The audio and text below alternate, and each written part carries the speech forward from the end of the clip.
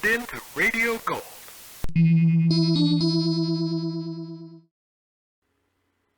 Welcome once again to Radio Gold. As you no doubt recall from the first half of our story, John Steed and Emma Peel find themselves in the proverbial pickle, as this perfectly perplexing puzzle leads them further down the path to personal peril. Stay tuned for the conclusion of our dramatic tale with the Avengers.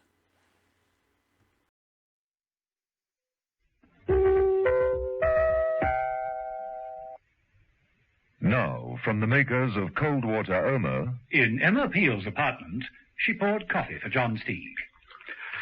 I thought you were trailing Jeffcott. Oh, I was. But he's in a board meeting until 6. There seemed little point in squatting outside the factory until then. Don't worry, I'll be back on the beat before he's through. How was United Automation? Impregnable. Admission by appointment only. But I have the appointment and the punch card which gets me in to see Dr. Armstrong. Punch card? How does it work? Well, I shan't know till I get there. Well, why did you come back? To collect one briefcase and slip into clothes that have a more literary sheen. John Steed, journalist, collecting some gen on automation in modern society, you know. Will the machine supplant man? Or woman, for that matter. And will it? Steed eyed Mrs. Peel's shapely figure as she sat down and crossed her silken legs. Not from where I'm sitting, Mrs. Peel.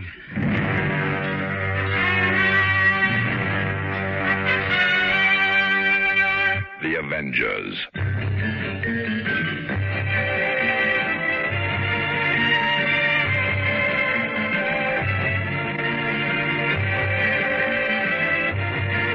John Steed and Emma Peel, The Avengers.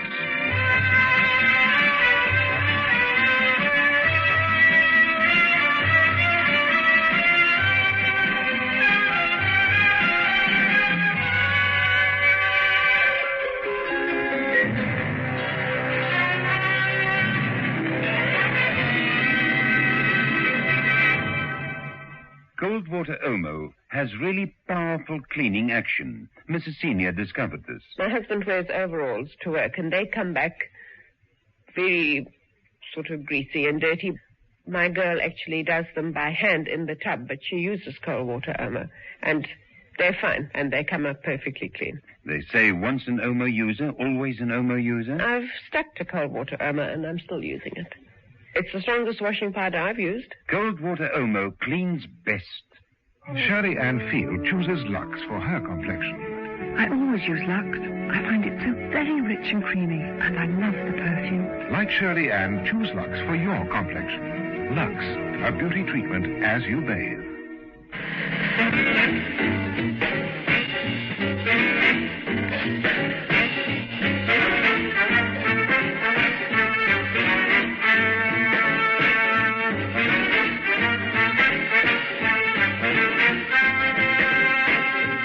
Episode 4 of this story, in which John Steed and Emma Peel continue their investigations, and Steed receives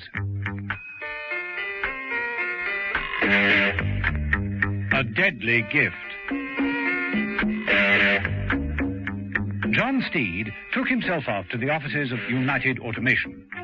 He had consulted Roger Gilbert, a forthright and friendly scientist and administrator, who had given him the full background on Dr. Armstrong, who managed the firm.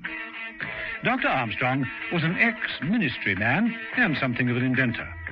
From what he'd been told, Steed formed the hunch that Armstrong was all-important and connected with the deaths of the 4 men who appeared to have been chopped down by a karate expert. Steed was looking forward to the meeting. The offices of United Automation seemed deserted. There was no reception desk, no one on duty. Steed walked across to what appeared to be a clocking-in device. A small notice read, "Insert your appointment card here."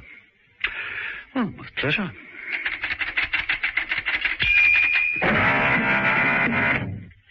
Part of the wall slid away, and Steed found himself facing an open lift.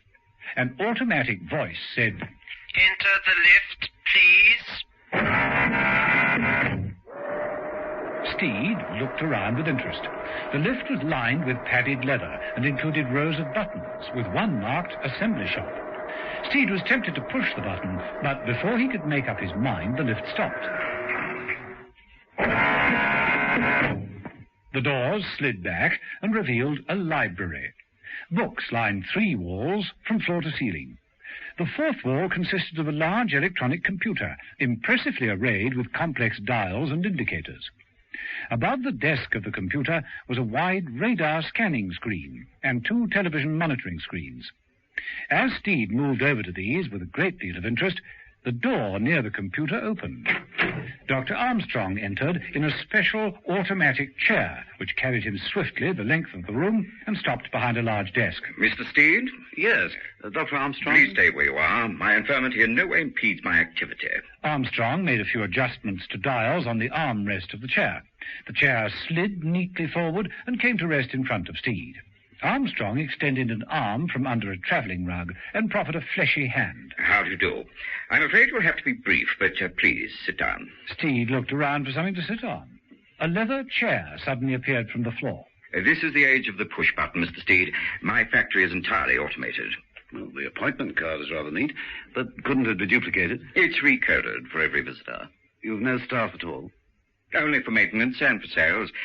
As a journalist, you'll appreciate that we human beings are, well, fallible, temperamental, and so often unreliable. But a machine, such as this chair, however, is obedient and invariably more competent. Machines do go wrong. No, indeed. So one builds each circuit in triplicate.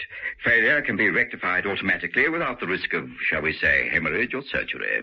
A perfect, trouble-free labor force available at one's fingertips, as you can see. Armstrong's podgy fingers lifted the arm of Steed's chair, revealing a set of controls. He pressed various buttons. Security. Steel shutters over the doors. Efficiency. Comfort. Lights glowed from above. Cold air swept into the room. And relaxation. Very restful. But that music wasn't composed by a computer. It will be, in time. We've machines that not only work, they think. Come to the computer. I take this punch card. It is programmed for a complex equation. We drop it in and press a button. There, the answer. Steed gazed down at the strip of undecipherable punch tape that gushed from the computer. I'll take your word for it. Correctly programmed, the machine could answer all questions on finance, science, and even military or political matters. It could supplant the human brain entirely. Is that for publication? I'm theorizing, of course. The problem is size. But with the development of new circuit elements, it can only be a matter of... excuse me. Of course. Steed got up and moved down the computer as Armstrong picked up a small internal telephone. Yes? I have the information. Go on. An offer is expected from Industrial Developments. But Lambert is dead. They've no one else to negotiate. Someone else has turned up. A man called Steed. John Steed. What? Turn on your TV scanner. Is this the man in the room with me now? Yes. That's the one that followed me in. That's him. Right. Leave this to me. I'll see you in a moment. Well, Mr. Steed, I hope this has been of interest. Oh, it has indeed. Well, I never let my visitors leave empty-handed. Here, a pen. Armstrong held out to Steed a distinctively shaped fountain pen. We hope to market these very shortly. A solid ink. Solid. The temperature of the hand electronically feeds a stream of carbon particles into the nib, emitted only on contact. Cannot leak or dry out. Refilled once in 10 years. The felt pen manufacturer's going to love you. You accept the gift? Of course, thank you.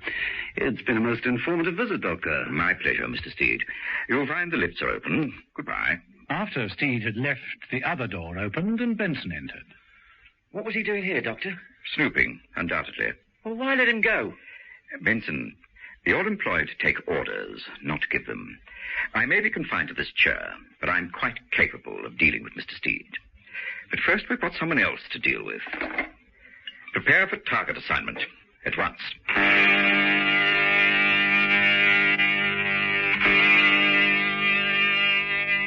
In the office of Jeffcott Products, Jeffcott himself was also on the telephone. He was making a few notes on a pad as he spoke, using a very distinctively shaped fountain pen. Yes. Yes, fine. Yes, I've got all that. That'll be okay. Goodbye. Jeffcott replaced the telephone and leaned back in the chair, toying with the pen. Then he rose to his feet, slipped the pen into his top pocket, switched off the table lamp, and prepared to leave. Outside, in Emma Peel's car, Steed said, "He's taking his time." That light went off some minutes ago. No other exit? Well, there's the warehouse, but his car's parked out front. Let's go and have a look inside, shall we, Mrs. Peel? Well, there's no future in this.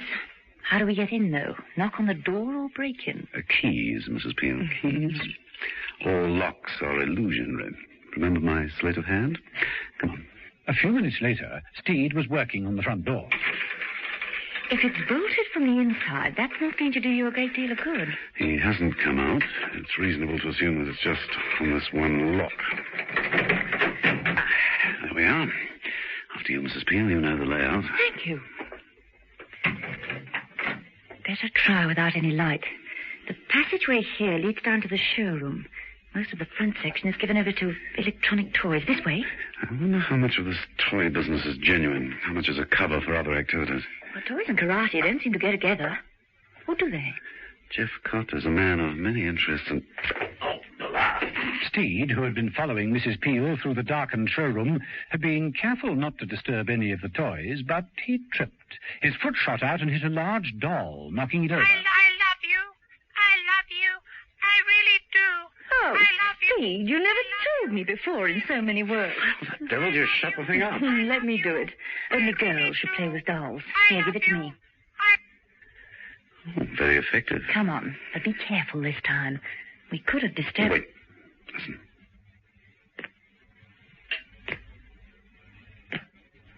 Listen.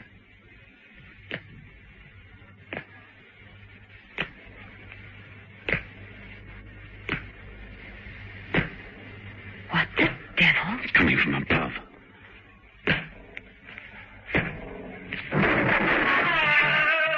Come on.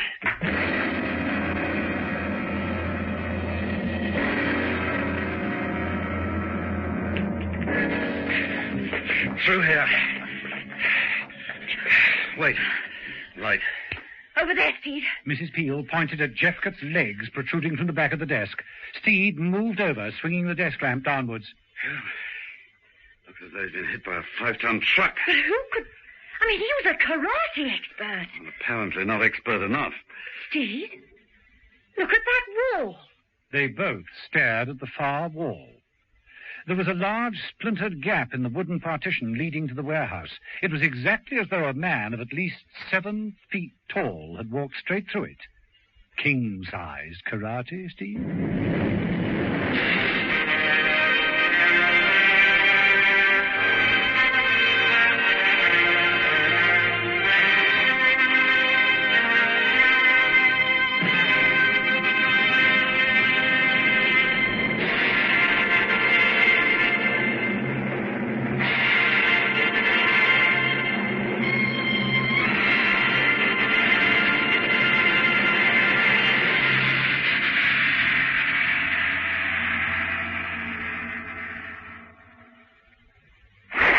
And with one last lurch, Sam Lacey finishes washing his dog in just 17 minutes, 45 seconds. Well done, Sam. Say any other sports? I lift a pint of beer now and then. You look very fresh, Sam. What deodorant do you use? Shield for Sportsmen, of course. Why? It works.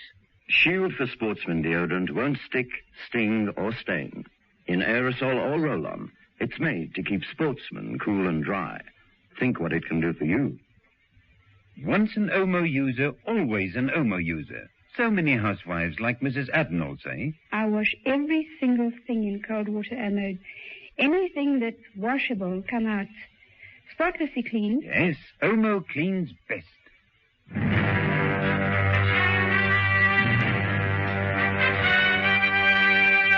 The Avengers.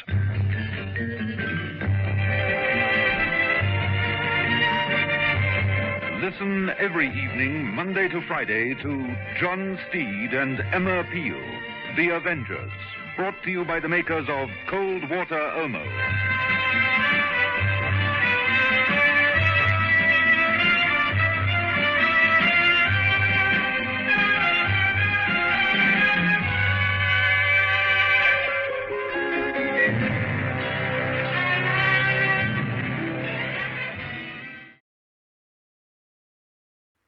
Let's take a short intermission.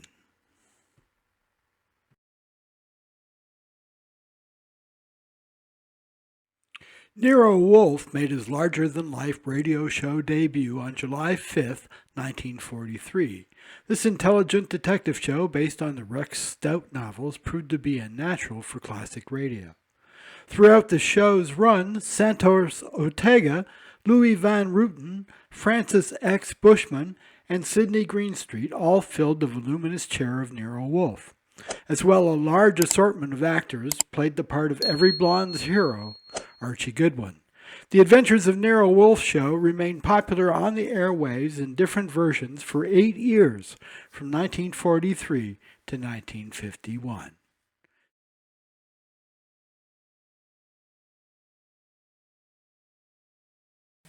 Stay tuned. The penultimate episode starts in a few seconds.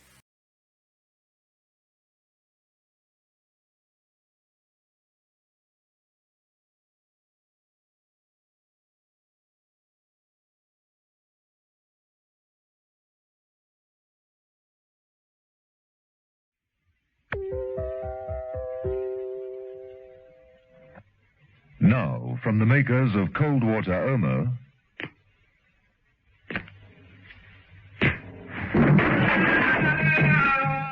Through here, Mrs. Peel, this way. Wait, light. Over there, Steed. Mrs. Peel and John Steed, snooping around Jeffcott Products, burst into Jeffcott's office. Steed following Mrs. Peel's pointing finger.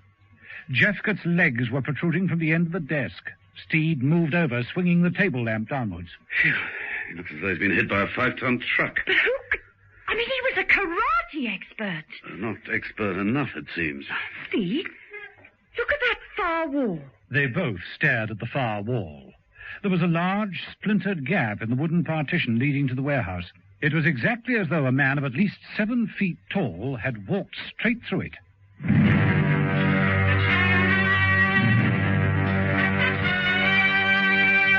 The Avengers.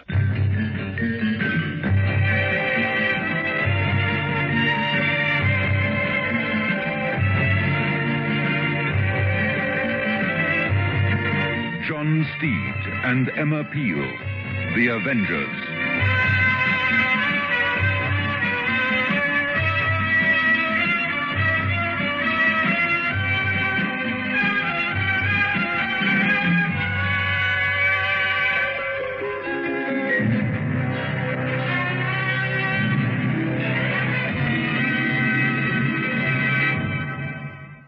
Once an Omo user, always an Omo user. This is what Mrs. Lyons of Yellowwood Park, Durban, has to say. It is the one powder that does everything. Well, for me, I know that. Yes? There's so many things that I've used and experimented with just to prove cold water Omo. Really to put it to the ultimate test. You know, and I find that it's come up to all my expectations. Yes. Cold water Omo cleans best. Walls Ice Cream presents the new Pink Pussycat song. We've got strawberry and vanilla, top and hot. That's fun inside. White milky chocolate the way you like. All over the outside. Where walls Pink Pussycat now.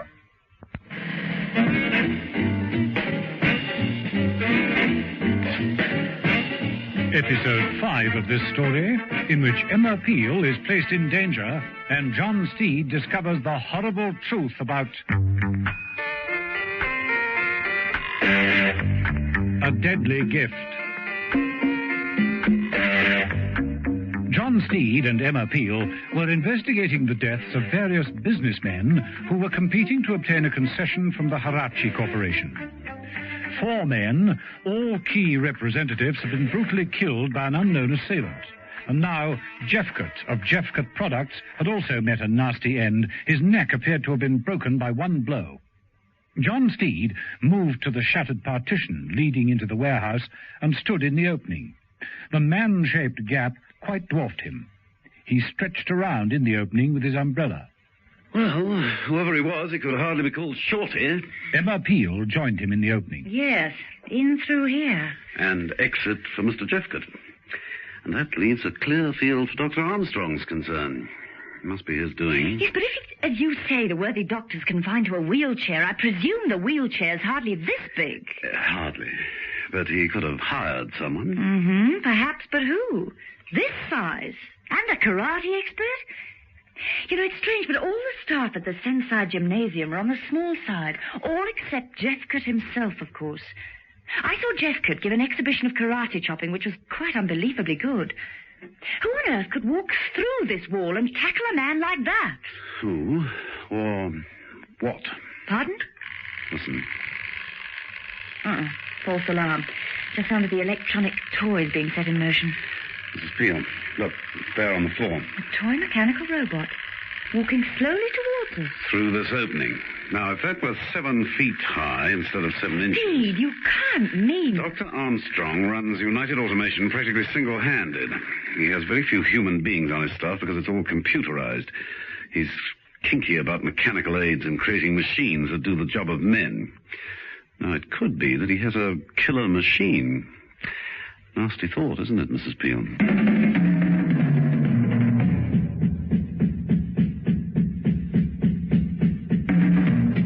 Back in Mrs. Peel's apartment later that night, John Steed was making final preparations. What's that, Steve? Just trimming around this punch card. You think it'll work? I had a feeling I'd be paying Armstrong a second visit, so I got Gilbert to produce what you might call a skeleton key. This is it. Now, here we have 2 punch cards, identical in the shape of the original, complete with perforations. How's that? Very pretty. Now, you hold on to this one. Oh, no. I'm not staying here. I want to get in on the act. It's important that you stay in contact with Sama. I'm the only one who can block Armstrong's moves. Try the Harachi Corporation. Look, here, I'll give you the number. Steed sat down at the desk, and taking the distinctively styled fountain pen from his pocket, he wrote on a pad. Oh, that's a nice pen. What an odd shape. It's like a submarine. Huh? Oh, there's. Yes, a wee gift from Dr. Armstrong. It only needs filling every 10 years. Solid ink or something. Steed left the pen lying on the pad for Mrs. Peel. It's late, Steve. What if Tasama's left the office? Then try the big hotels. He's an important man. He must be on a hefty expense account. Being Japanese should make him easier to trade. What story do I use? Well, say you're my secretary from Industrial Developments, and we'll make an offer first thing tomorrow. That'll stall Armstrong for the night. Armstrong must want that concession pretty badly if what you think is right. Yes, but somehow I don't think it's just for profit. Now, will you stay and follow through like a good girl? All right. But you'd better be back here by 11:30. And if I'm not? I shall use my punch card. That's what.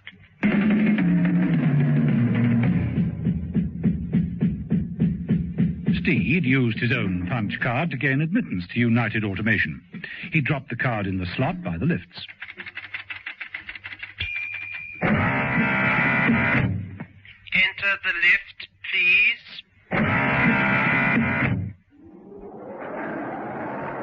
Steed wondered privately if Armstrong had any method of monitoring the lift movements. If so, he could have a rather nasty reception waiting in the computer library.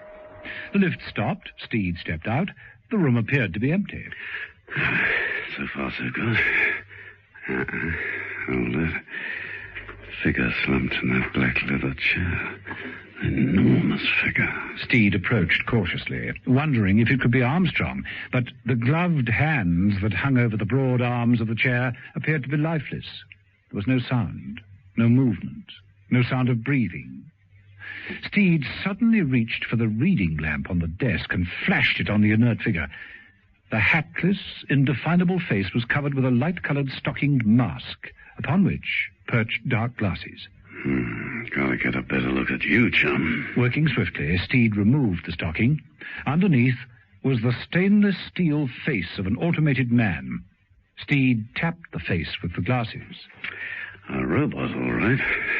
A killer robot, maybe. Steed replaced the stockinged mask and glasses. Nothing but a dark hat lay in the figure's lap. A sudden noise alerted Steed.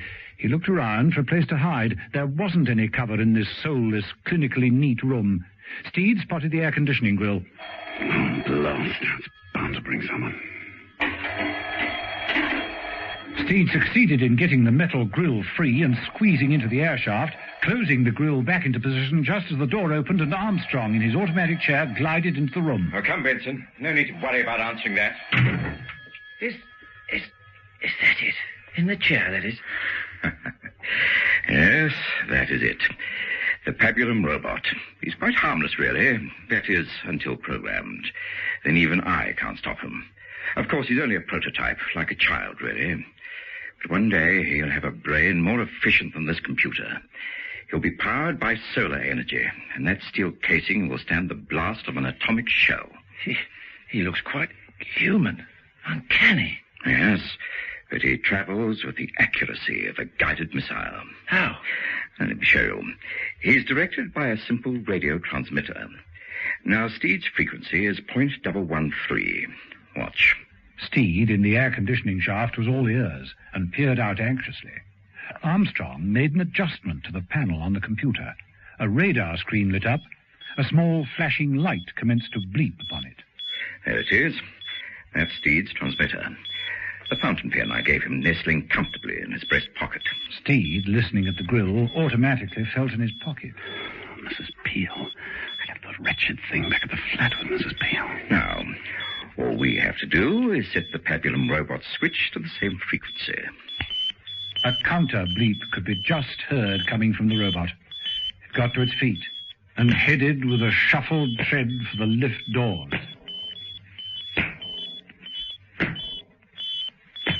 Armstrong pressed the button to release the doors and said, "So, Benson, that will be the end of Steed, and the concession will be ours."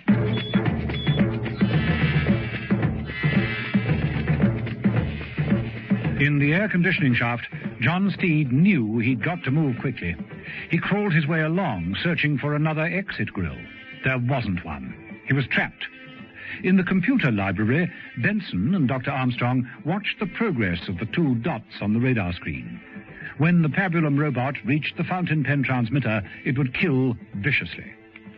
In Mrs. Peel's apartment, Emma was making a phone call, the offending fountain pen lying in front of her. Thank you, Mr. Tassamo. I'll get Mr. Steed to phone you tomorrow morning without fail. I'm sure we can do business. Yes? Yes, I got that. 11:30. Goodbye. Mrs. Peel replaced the telephone, picked up the pen, and made a note of the time of appointment. Then she took up the evening paper, made herself comfortable, and began using the pen to complete a crossword. The Pabulum robot ploughed on.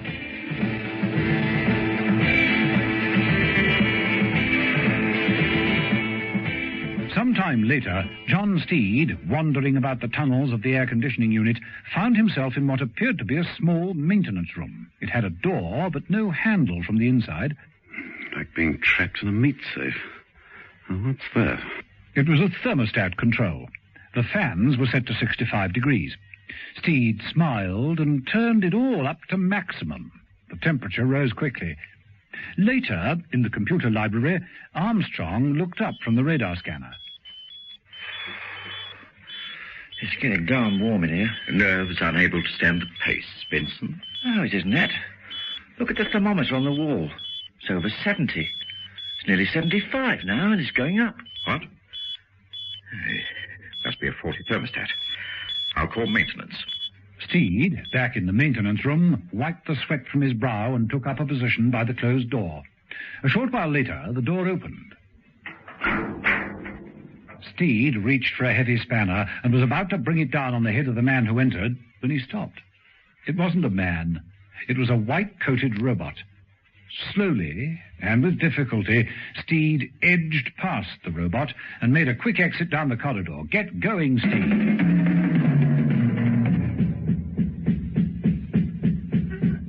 Time ticked on. Mrs. Peel finished the crossword and looked at the clock. It was nearly 11:30. She rose, put on a warm jacket, and unconsciously slipped the fountain pen into one of the pockets. She headed for the door, down the steps, and towards her car, making sure that she had the punch card in her handbag. The robot, which was about to climb the outer stairs, turned and lumbered down them again. Near thing, that, Mrs. Peel.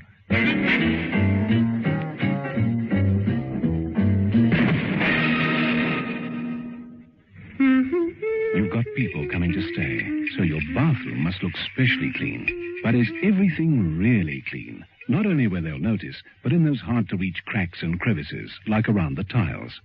That's the sort of dirt that's hardest to shift if you don't have Vim 99. Only Vim has deep cleaning bleach to get right down into cracks and deep-set stains, leaving everything really clean and germ-free. For total cleaners you can trust, use Vim.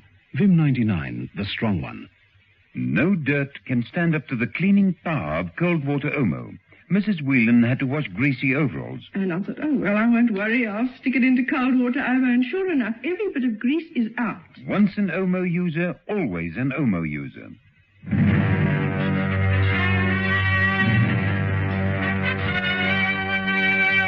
The Avengers.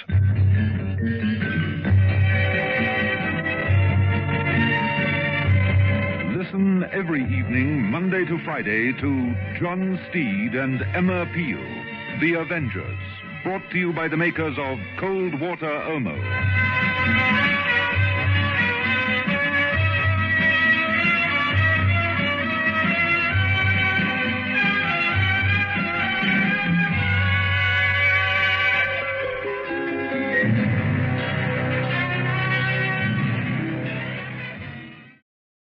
Let's take a short intermission. Now, just for fun, can you solve this 1-minute mystery in only 10 seconds?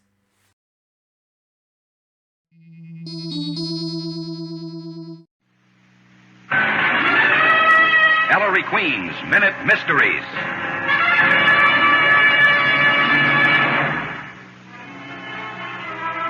This is Ellery Queen with a case I call the Bad Man's Bad Man. The descendant of a famous Western cattle baron tried to sue a writer for using his grandfather's name in a story. The plot was so close to an episode that happened in real life, the descendant was suing for libel. In the story, the villain stops a cattle drive by setting up barbed wire. When I asked the descendant when his grandfather died, he told me in 1870. Now, you have no case, I told him.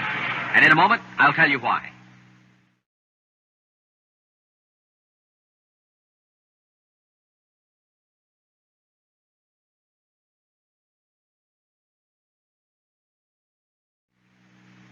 In the case of the Bad Man's Bad Man, the descendant said his grandfather died in 1870.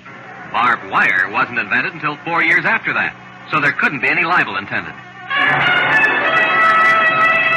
Listen again to Ellery Queen's Minute Mysteries.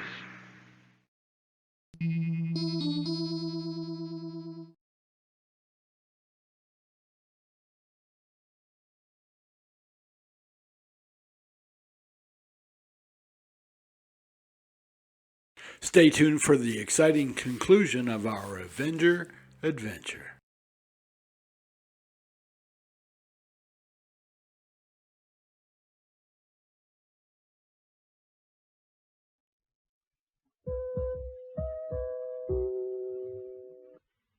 Now, from the makers of Cold Water Omo. Time ticked on. Emma Peel, in her apartment, finished the crossword in the evening paper and looked at the clock. Nearly 11:30. Steed had agreed to be back by that time. Mrs. Peel rose, checked that the punch card that would gain her entrance into United Automation was in her handbag, and flung on a warm jacket. Unconsciously, she slipped the distinctive-looking fountain pen into one of the pockets. Outside, on the back stairs, the enormous shape of a 7-foot man began to start the climb up. Mrs. Peel headed for her front door, down the steps, and to her car. The man, who was a pabulum robot, stopped, turned, and lumbered down the steps after her.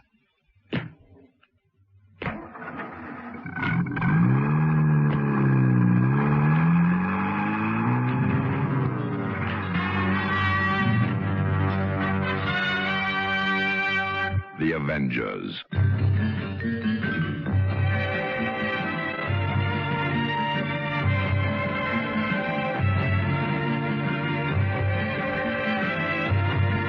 John Steed and Emma Peel, The Avengers.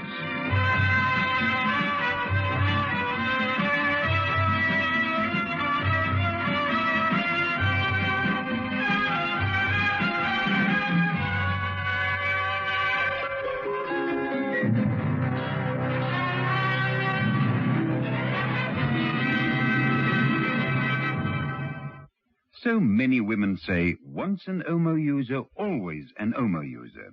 Because there's just no dirt that can stand up to the cleaning power of cold water Omo. It solves Mrs. Sutherland's washing problems for her. Very dirty oil or grease marks. If you use cold water Omo, there's no trouble at all. It comes out very, very easily indeed. There's no washing problem too difficult for cold water Omo. Over 1 million South African housewives have proved it. To keep your complexion soft and smooth, choose Lux with its creamy, moisturizing lather and precious perfume. Lux, a beauty treatment as you bathe.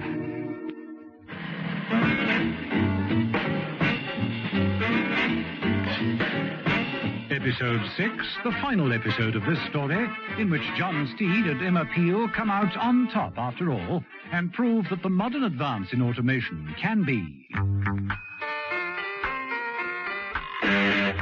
a deadly gift.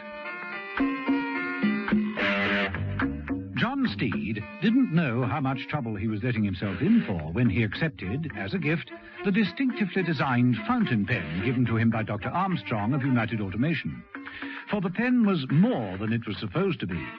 Inside it was a simple radio transmitter, beamed back to the computer library, where Armstrong had geared a pabulum robot to exactly the same frequency. Had the plan worked, Steed, carrying the pen, would have guided the robot towards him and been killed in much the same karate way as were the other men. But Steed had, all unwittingly, passed the pen on to Mrs. Peel, who had just had a narrow escape. Steed hadn't done all that well either. He'd been trapped in the inner workings of the air-conditioning unit and only escaped by turning up the thermostat control. Back in the main body of the building, he'd headed straight for the nearest telephone. She said 11:30. It's just gone.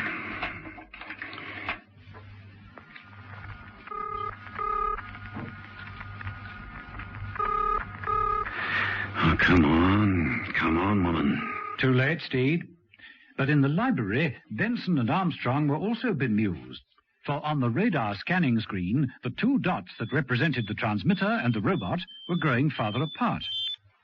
What's happened? The robot's lost him. Well, that's impossible. For his movement, I agree, but it can't do anything than delay matters. It'll get him. A door opened and a large white-coated figure lumbered in. The maintenance robot's come to report. The robot stopped at the computer panel and inserted a card. A moment later, from a slot in the computer, a punch tape, dotted with the minute holes of the computer's vocabulary, gushed forth. Now, let me see. Armstrong reached out, tore off the strip, and with a skilled eye immediately interpreted the tape. What the? What's wrong, Doctor? What is it? The thermostat was altered manually. There's an intruder in the building. What's that? Someone using the telephone in the next room. See to it, Benson. Right. And I'll take him along, too, for good measure. Right. Benson drew a gun from his pocket, and Armstrong made a few adjustments to the switches in front of him. The maintenance robot followed Benson quietly to the door of the room. Watch it, Steed. Gotta risk getting through that library and to the lift. Well, here goes. No. Oh, no, you don't. Steed stepped forward to tackle Benson, but the robot behind the door immediately reacted. It stepped forward and cut Steed down. I said, watch it, Steed.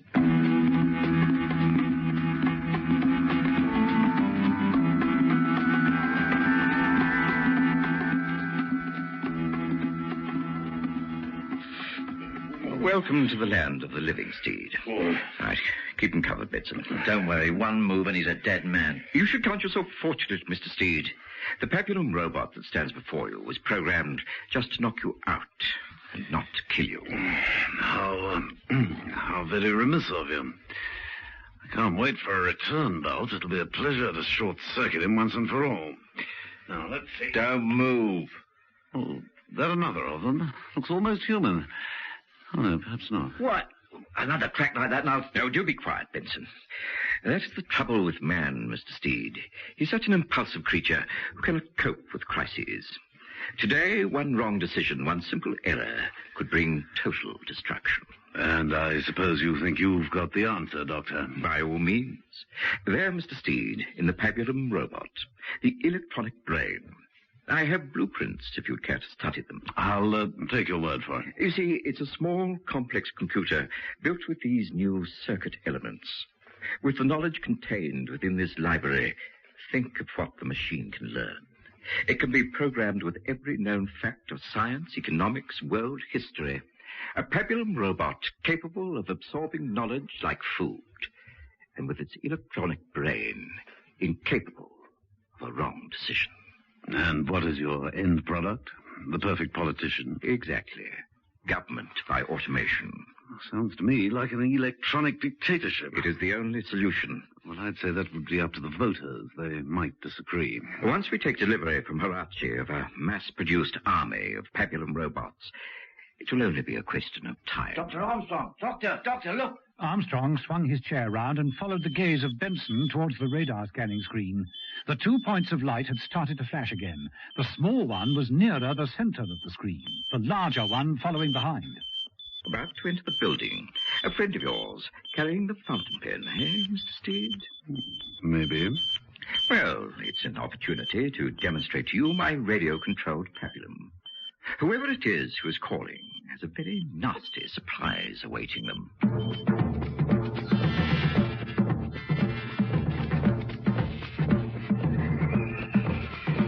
Mrs. Peel arrived and gained entrance to the main building quite easily. She used her punch card in the hall. Enter the lift, please. And she took the lift up. Now, where the devil is Steed? How do I find him in a building as big as this? Good question, Mrs. Peel. In the library, Armstrong had switched on the TV screens and was able to observe Mrs. Peel quite clearly. What a charming young woman. I'm sorry she won't be joining us. Armstrong reached out to a panel marked Lift on Control and pressed the Assembly Shop button. In the lift, Mrs. Peel was vaguely surprised when the lift glided to a stop and the doors opened. She stepped out into a huge room filled with crates and boxes, all filled with the various parts of the pabulum robot. Armstrong watched her progress with interest. Very interesting. But the other robot geared to the transmitter should be with us soon. Yes. The closed-circuit TV is picking him up in the lift. Steed watched with growing apprehension as the enormous figure of the pabulum robot filled the lift.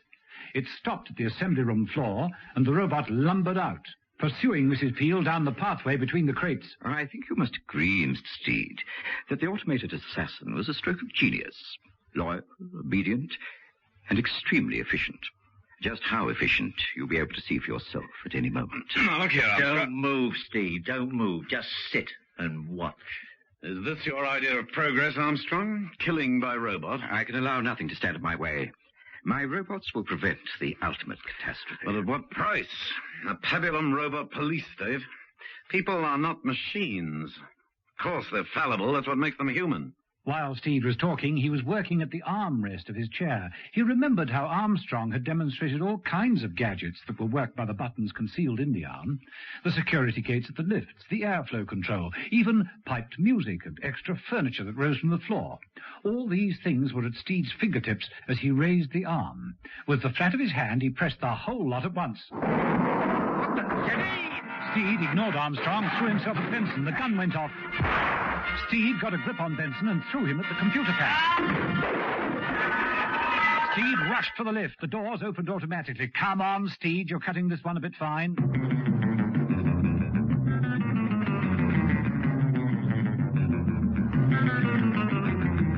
In the assembly shop, Emma stopped her investigations when she heard the familiar sound of the robot's footsteps. I don't like the sound of that at all. The robot approached. Mrs. Peel dodged, and the robot plunged its way through the crates, cutting a direct path towards her. Mrs. Peel reached into her pocket and withdrew an automatic pistol. As the enormous figure pushed crates and boxes out of its way, Mrs. Peel crouched down and then fired at point blank. The Babylon robot didn't pause, but continued relentlessly. Steed entered from the far side of the room. Don't tap on it! It's a robot! Throw by a pen in your jacket pocket! Throw me the pen! Right! And approaching at speed, caught the pen neatly. The robot swung round and now meant to attack him. Steed, throw back the pen! At that moment, Dr. Armstrong appeared in his chair, moved by the second maintenance robot. He made an adjustment to the controls, and the maintenance robot left him and went after Steed. Watch it, Steed! You've got both of them on you now! Throw me the pen! No fair!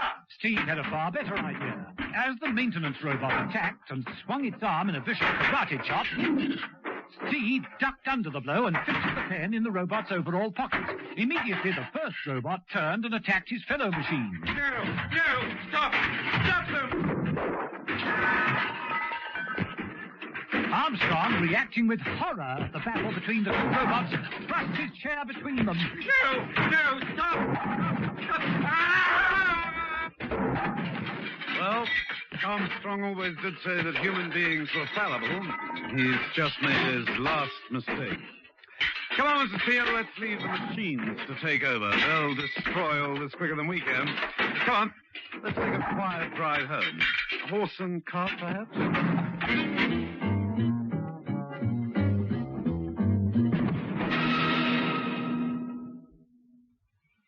And with a final heave on the spanner, Ronnie Miller finishes changing his flat tire in just 6 minutes, 32 seconds. Well done, Ronnie. You play any other sports? I wash the car once in a while. You look very fresh, Ronnie. What deodorant do you use? Shield for Sportsmen, of course. Why? It works. Shield for Sportsman deodorant won't stick, sting, or stain. In aerosol or roll-on, it's made to keep sportsmen cool and dry. Think what it can do for you.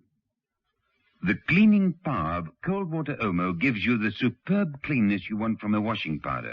Listen to Mrs. Baxter of Claremont. It really is good, you know. I mean, it's unbelievable, really, that it could be so good, you know. Once an Omo user, always an Omo user.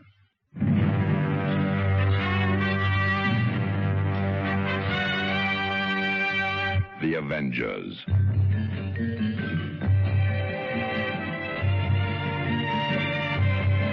Listen every evening, Monday to Friday, to John Steed and Emma Peel, The Avengers, brought to you by the makers of Cold Water Omo. The Avengers, Donald Monat as John Steed and Diane Appleby as Emma Peel, is adapted and directed by Dennis Falbig and produced by David Gooden.